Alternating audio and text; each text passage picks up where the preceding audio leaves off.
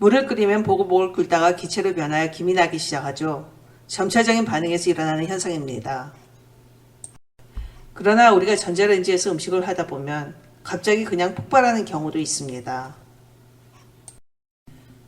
전자레인지 속에서 물이 빨리 데워지면서 정상시 보글보글 하면서 기포가 생기고 기체가 날아가기 전에 물에 의한 장력에 의해 기포가 생기지 못해 나는 현상인데 소위 슈퍼히팅 과열 현상입니다. 물은 끓을 동안은 100도를 유지하는데 너무 빨리 온도가 올라가면 끓지도 않은 상태에서 끓는 점을 넘게 되죠. 과학적인 용어로 준안정 상태가 되는 것인데 내부 또는 외부의 작은 자극에도 끓는 상태로 급발진하게 됩니다. 여담으로 우리가 일상생활에서 볼 수 있는 대표적인 준안정 상태는 유리입니다. 외부의 압력에 쉽게 깨지죠. 전자레인지는 영어로 마이크로파 오븐이라고 하는데 마이크로파는 라디오파와 적외선 사이의 주파수를 가지고 있는 전자기파입니다. 전자기파에서 방출되는 에너지가 물의 다이폴, 즉 양전하와 음전하로 이루어진 입자와 반응하여 음식을 요리하게 되는 원리라 전자레인지 사용 시 물은 필수적인 요소인데 불균이란 용액은 주로 입자와 입자 사이에 공기방울을 머금고 있기에 그것이 시가되어 기포 형성을 돕지만 균이란 용액은 그렇지 않기에 과열 상태가 쉽게 일어나죠. 컵의 물을 전자레인지에서 데울 때 과열된 물은 전자레인지 안에서 폭발하지 않더라도 컵을 꺼낸 후 외부 자극, 즉 실을 가해주면 밖에서도 폭발할 수 있습니다. 물은 과열과 더불어 슈퍼쿨링, 관행각 현상도 일으키죠.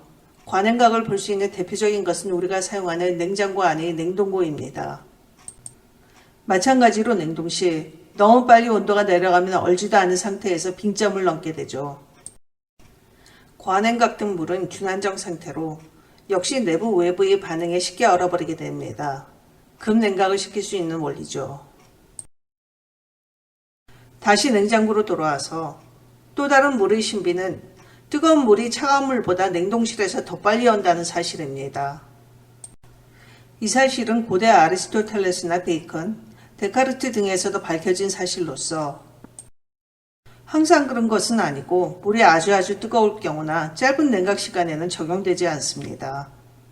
은폐바이효과라도 불리우는 이 현상은 아직 정확한 설명을 못하고 있는데 대류 현상에 의해 뜨거운 물은 입자운동이 더 빠르고 그래서 표면으로 올라간 뜨거운 물은 소위 뜨거운 위표면을 형성하면서 나머지 물과의 불균형을 이루게 되고 즉 나머지 물은 차게 되면서 얼게 되고 그래서 생긴 현상이 아닐까 정도의 예측만 할 뿐입니다. 물은 다른 물질과 다른 많은 성질들이 있는데 그중 우리가 볼 수 있는 물의 가장 큰 특징 중 하나는 물이 뚝뚝 떨어진다는 것입니다. 물론 많은 양의 물이 흐를 때는 줄줄 흐르죠. 하지만 물은 다른 액체와 달리 방울을 만드는 특성을 가지고 있습니다. 높은 표면 장력 때문이죠. 물은 액체 중 수은 다음으로 높은 표면 장력을 가지고 있습니다. 여담으로 수은은 매우 높은 표면 장력을 가지고 있어서 다른 액체와는 매우 다른 현상을 보입니다. 물의 표면 장력은 소금장이가 물 위에서 걸을 수 있고 바늘이나 조그만 클리핀이 물 위에 떠 있는 이유이기도 합니다.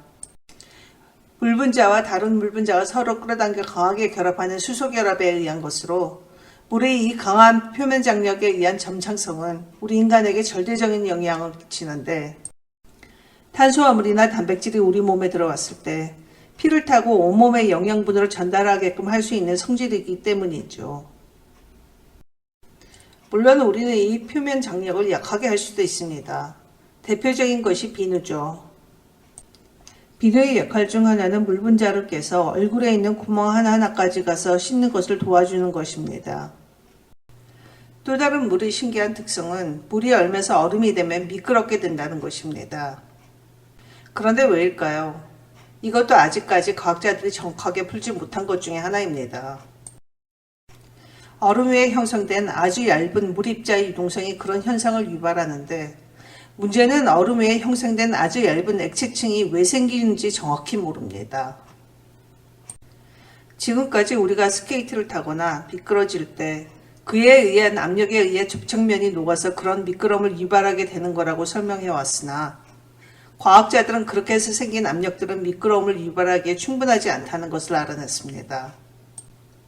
즉 얼음은 항상 미끄럽습니다. 물론 가설은 있습니다.